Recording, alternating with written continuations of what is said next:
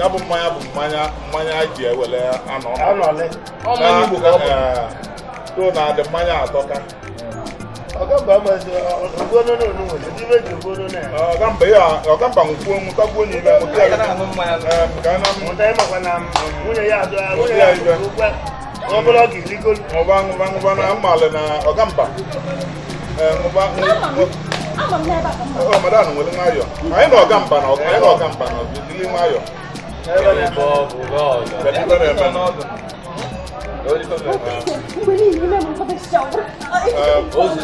anyị na ọgamba na ka ọnwụ ụmụnwaanyị anyị ya ka ebe ụkwa n'ebe anyị kwadoro na anyị ete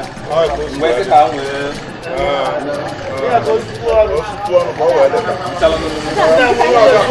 ụtụ ka wee bụrụ wee mibana na otu ụkwa na anyị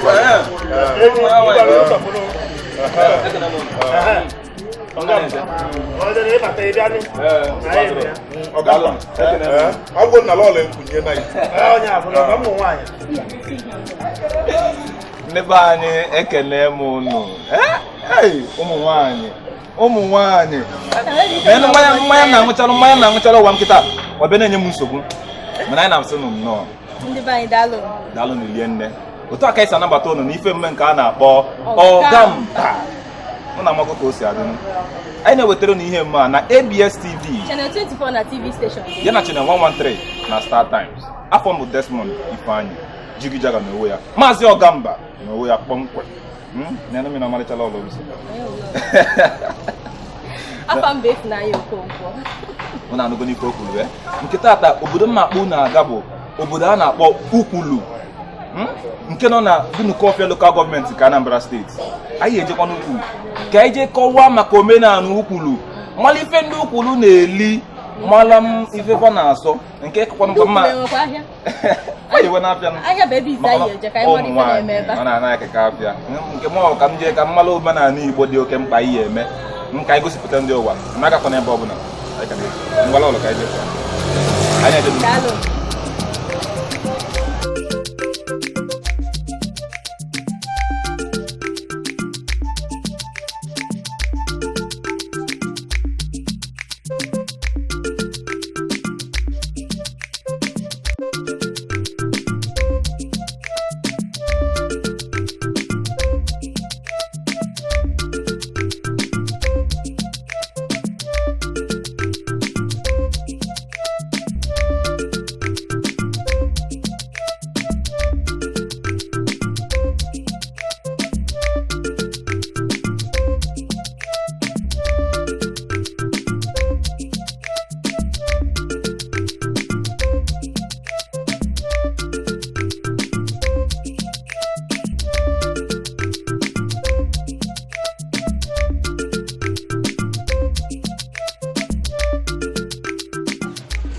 ndị be anyị ekene m unu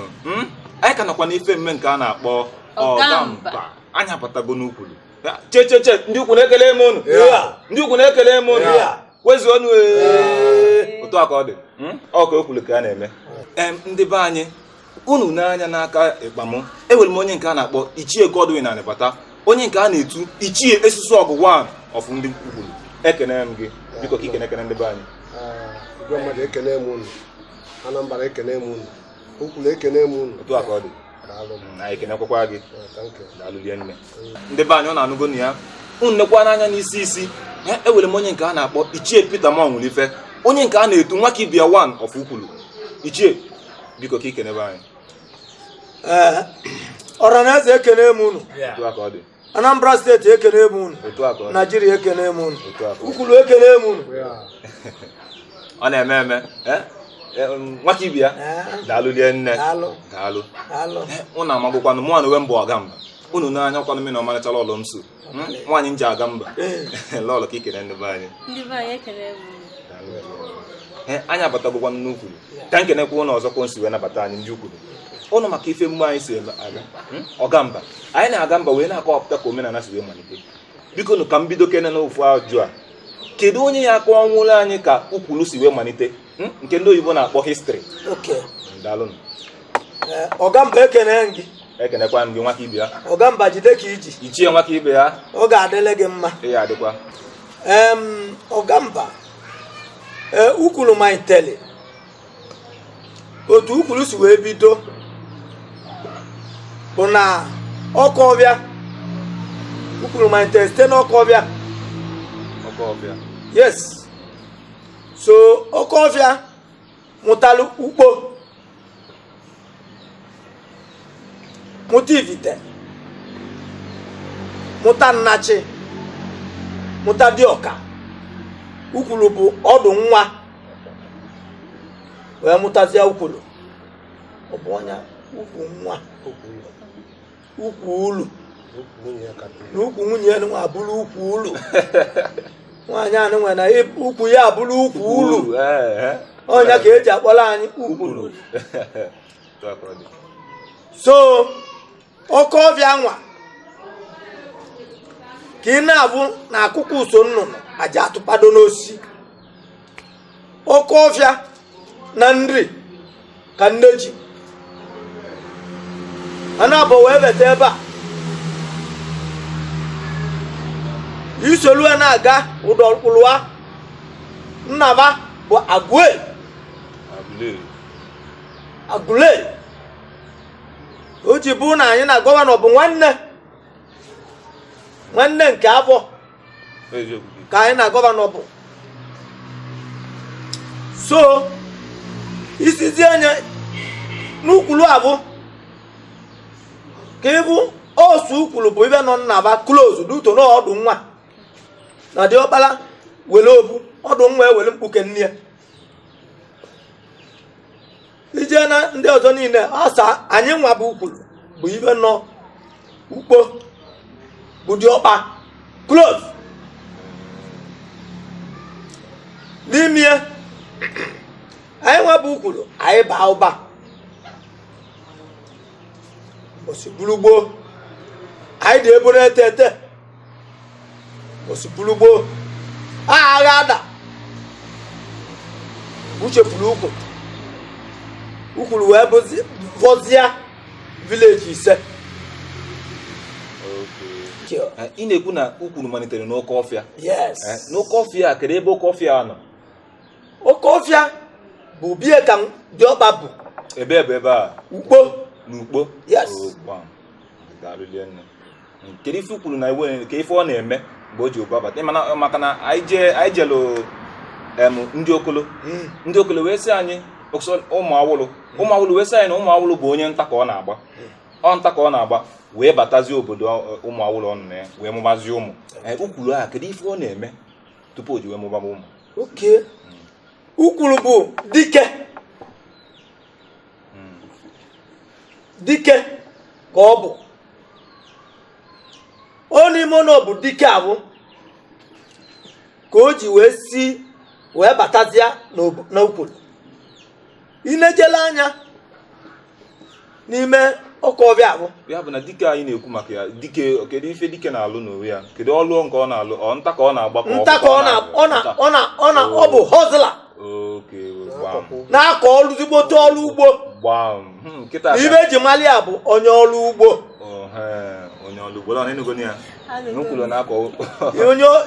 ibe eji mali ukwuru bụ nọ onye ọrụ ugbo onye hustler ọ na-alụta ọrụ ọfụma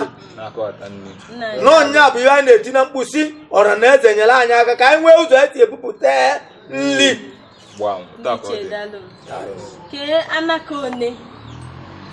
anaka one mejupụtara ukwu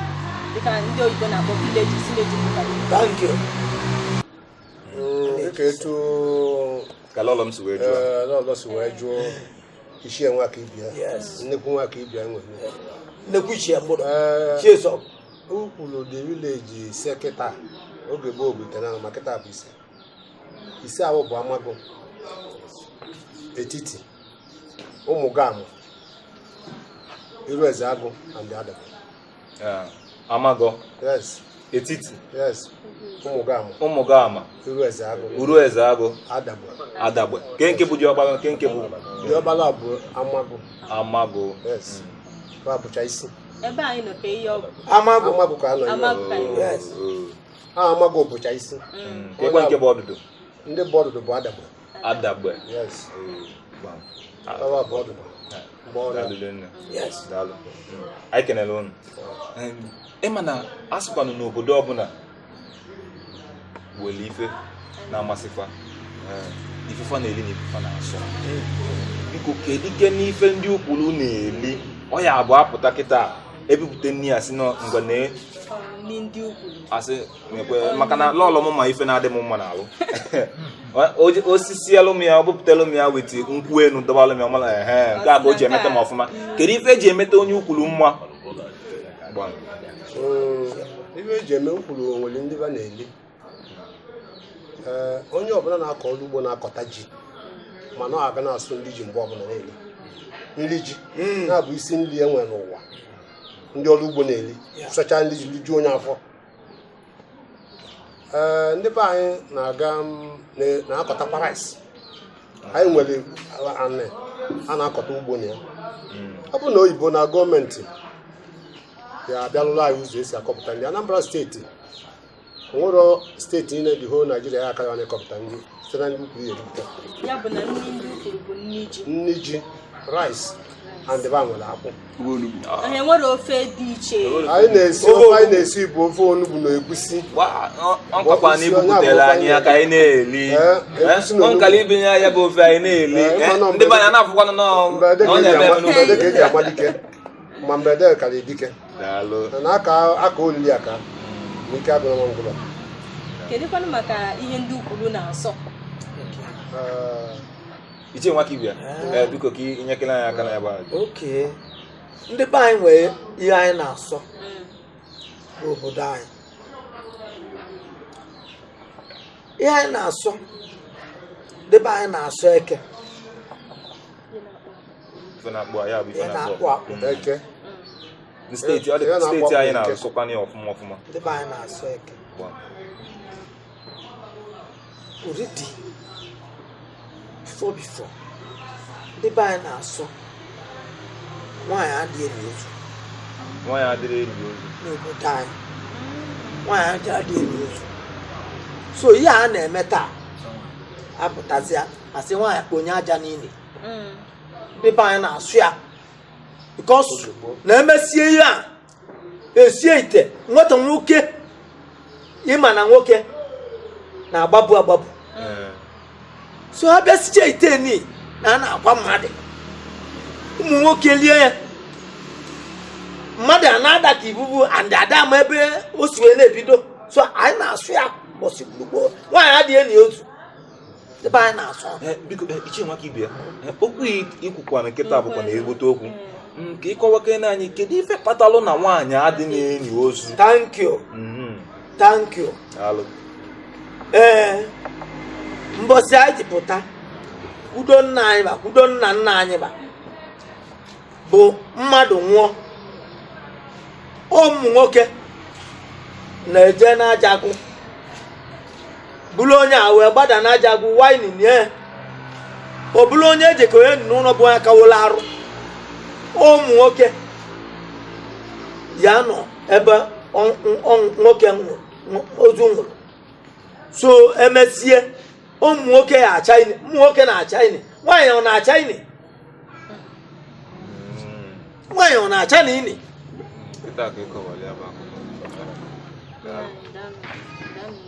so so anyị alaikiri etu esi nwaanyị jisi na-eni ozu because immediately nwaanyị kponyere aja n'ini ebe a na-eni ozu ọnya nizili ozu eziokwu ka ikwu ọ nwekwara na ihe ọzọ na-amasị m ma nje mba taa isi eje mba ife na-amasịkwanụ m bụ ahịa ndị obodo na-afụgonye ụmụ nwaanyị na onwere ife mere na ụmụ nwaanyị akọsị akụkọ ghara ịkụ ife anyị esi maka afịa isi ka jụọ kedu ahịa ndị ukwuru na-azụ ahịa anyị na-azụ ọ bụ na taa bụ ụka webịa ihe kwete n'ukwu na-akọpụta mmiri ma garị ma akpụ ma rice ma ji ịbata n'abịa ukwu taa bụ afọ ukwu ya bụ na ndị ukwu na-eji aka febe ife ndị na-ebute ma plantain ma jioko ma banana ịpụta na abụ ukwu bụ abịa be anyị bụ abụ lọlọ anyị eji afịa ka anyị jee afịa elu onye anyị ga-egote obugodo ube ka igolu ma ọ bụ ọka anyị elu afịa na ka anyị golukwa n'ife ndị ukwulu kọpụta ị ga-egote ibe kịta nakwa ife niile nọ n'afịa bụ ife ndị ukwulu kọpụta nwa obere ego bịa abịa be anyị ibe ihe egoteju akpa o nyekwa na taapụ ndị be anyị akwụ na anụgo o nyekwa na taapụ ụka mana ihe egote ibe na-agba anyị daalụ nne ndị be anyị ọ na-afụgonu ka afịa ndị ukwulu dị na-asịkwa nọ ife ọbụla ịchọ nọ ndị ukwu na-eji akafa akọpụta daalụ nne ebe ọzọ m ma achọ ka m tinyekwa aka bụ kedu omenala ndị ukwuru na-emegasị ma a sịkwa na omenala ndị edere ndị omenala ndị ka eji wee malụ ndị abịa n'ukwuru kedu omenala eji wee malụ ukwuru ife omenala ọbụla na-emegasị omenala eji mmalụ ukwuru oge gboo mmadụ ịmụpụtara ikolobụ nwoke ọwa ogologo ọkpụrụ isi mana ọbụdị ikolobụ ife mbụ o ya emepa m n'obodo bụ o nwere ebe a na-akpọ emume o nwere ife a na-akpọ emume o ya emegodi a na-akpọ ibu amala igosi na ya awụgo ogologo ibu amala ibusi amụrụ anwa okwe nke ọzọ si ya a na-akpọ ikeju uweji ọkụ iwe isi owu ibe agwụ ugbo omenala anwa so imecha anya iwe mee iwe a na-akpọchi enwe nke a na-akpọchi chi ahụ ime enye ịma na oke ọbụla ụmụnna ihe eketa na akpa nkwọrọ imegochi ịpụtago ikolobịa imechazie chi anwa iwe mee ibe a na-akpọ mpụmanya kedu afọ one mmadụ ya adị nwunye tupu o wee mee ya bụ chi o were afọ a na-asọ nwere arụ a na-asị ma na nwata agbachiwo enyochuo onye ma ị bụrụ mgbọrọ ihe eme ọrụ ewu ọgịga too much ọrụ nwa nwoke mara mma na-achọ nwa ya mara mma mana ichie nwe ebe a na-eme emume a o nwee ebe a na-eme ya ikeli mmie ị ga-akpọ ụmụnna ihe emegide nke ụmụnna fọ emezie wee bata n'obodo ihe si n'ụlọ mara mma bata n'obodo imechazi ama nwunye na-eme mpụmabịa wee mezie nke a na-akpọ asammụọ ọ bụrụ mmadụ ncha na-eme asammụọ ahụ ịdị ọcha ọ bụrụ na ịdị ọcha ime ya nwe ụlọ na anyị buru ibu kedu maka asammụọ a kedu ife a na-emegasị na ebe asammụọ ife a na-emegasị na asammụọ be anyị ikele ịsa mmụọ na iwu na ya asammụọ maka na omenala kọlchọ ka ọ bụ ị ga-ajụ ese na ị ga-asakwa a ga-akpọta ị ga-ejebe ebe ndị na-agba afa ajụọ ma ya asakwa mmụọ ya asakwa ya dị agba iri ya eme ịkwado na ya asa mmụọ arọ oge ọkọchị ebe March nke dị mafọ ebe Jenụwarị Febrụwarị ịkọ ji ya eji wesa ya bụ mmụọ ihe anọ n'ụlọ izu asaa 1 month apụta ị na-eli iva na-asụ nri na-eli iva tiri ome izu asaa o nwere ọjị ahụ a na-akpọ ịsa mmụọ a na-adọnye adọnya n'ọba ihe dịka n'ọba dupụkepụ ya nwatakịrị nwa gbara ọtọ every morning oburu mmiri jakwa n'ọjị ahụ a na-akpọ ịsa mmụọ ya azụ ọjị ya na-adị n'iru mmụọ n'iru obi na-adị ka osi a na-aka aba aka ebe a ka aga na-akwa mmiri ti ome 7 izu asaa 1 month emezie 1 month one ewepụta akwụkwọ oyi igbe arụ maa mma edechiche iri ebili gbasara ezu abịa ịsụcha abịa ma na-esago mmụọ ema nwezile na-akpụ ịsịra mmadụ n'ebe a bụ Ichie daalụ. O nwekwe ofu ajụjụ ọzọ dị mkpa tupu anyị apechie n'ụbọchị nketa. Ajụjụ ahụ bụ ndị ukwulu enwekwa mmiri. ife dị ka ebe nkiri anya nọ n'ukwu anyị nwere mmiri rie nne ndị be anyị biko nụ ka anyị jikwanụ na ya bụ mmiri ndị ukwulu ka anyị fụkwanụ ka ya bụ mmiri si wee lụlụ mana akakwa n'ebe ọbụla anyị echi aka azụ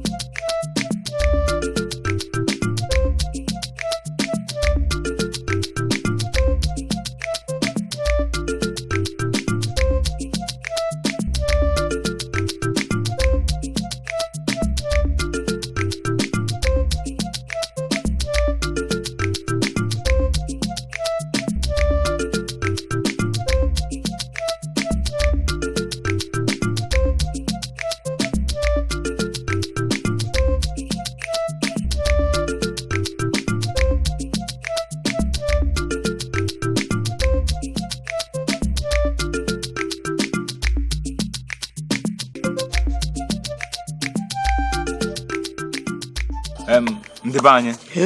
ụnụ afụgonu anyị elutego na mmiri a na-akpọ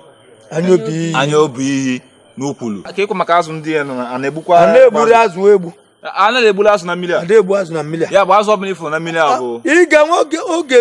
onwe mgbe o yi elu ịbata ebe a ị nweta ọgbakọ igbukwanụ azụ na mmiri a kedu ife kwado onye elu isi kwado mmadụ obodo anyị chibeli echibe ndị be anyị daalụ n'lie nne ụnụ afụgonu ya bụ mmiri ụzọ efugonu ụzọ esi wee bịa anyị abịakwa ka anyị nabakwa lọlọ ama m na ịdị ikekere ige ije ka anyị na-aga n'obodo anyị daalụ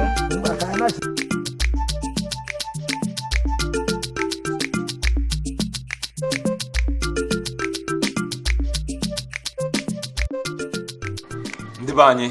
daalụkwanụ anyị ka nọkwa n'ife mme nke a na-akpọ Ọgamba n'Ukwulu ka anyị ka nọkwa ọ bụkwa ebe anyị na-eje nke ife anyị na-eme kịta bụ nke a na-akpọ nkọwa ka anyị nọ na ya kịta unu nekwa n'anya ọ bụlakwa nsọsọ mụ nọ ewere m odogwu akata aka na-ebu amị na fọ na ebe a unu n'anya n'aka nne m anọ m wute onye dịka PG ndị Ukwulu Town Union my PG kokekọwake na anyị onye bụ ndị Anambra ABS ekene m unu mụnwa bụ Chief Walter Okafọ ọzọ udu ezuo n'Ukwulu ọzọ udu ezuo the president of Ukwulu Town Union ọzọ udu ezuo ekene m daalụ nne anyị ekene gị unu nekwa n'anya na aka isi ọ bụlakwa nsọsọ m na PG nọ ekwanụ m anyị na vice PG ndị Ukwulu Town Union nọ ma vice PG biko ka ịkọwa kene anyị egwu anyị ekene m unu anyị ekenekwa gị afọ m bụ Comrade Steven Mbọka the vice PG Ukwulu Town Union ọzọ udo ezue ekene m gị odogwu daalụ Ọgamba ekene m gị ọnụkwu mmadụ ka egwu ndị Ukwulu ji ga-eme ọnụ ọzọ udo ezue biko ka anyị jukene gị kọwa ka ị na anyị maka ọlụ mmepe na-aga n'elu n'Ukwulu Ọgamba ekene m gị ndị ABS Anambra unu na-eme ọfụma daalụ nne odogwu akata aka ovu mbaji a na-ele odu Obianọ nwoke a bụ dị mmadụ nne a sị na ọ bụla na-eje tete na onye ejekwa tete nọ n'aba Jizọs nwoke kala aka onye obi ọcha ọ batara na Anambra steeti administrator bụrụ gọvanọ every community na Anambra steeti ketele governance dividend onye na anyị civil center nye anyị ICT worth up to 40 million alụchago nke nchinye aka obodo ndị ọzọ ka na-apịtọ mana nke m akụgolo na epenti chego na-achọ tete nọ ọ bụrụ na ọ nwere tadibas inye kwuo m ya bụ na ndị Ukwulu nwere ICT alụgoro mmago ntuko niile ịbata ya si enye ọkwụlụ Obianọ dị egwu odogwu agụleri agbogo ogoloba mmọnwụ na-apụ apụ nwoke abụ dị egwu ọzọ udo ezue ọmụ na-agwa ya daalụ ndị be anyị daalụ n'lie nne ka nsi wee sonyere anyị n'ife mme nke a na-akpọ Ọgamba anyị na-ewetara unu ya na ABS TV Channel 24 na TV station ya na Channel 113 na Star Time ebe aka ya apịakwa nụkwanụ nke tata anyị asị ka ọ dịbanụ n'izu ụka ọzọ daalụ n'lie nne ka emesịa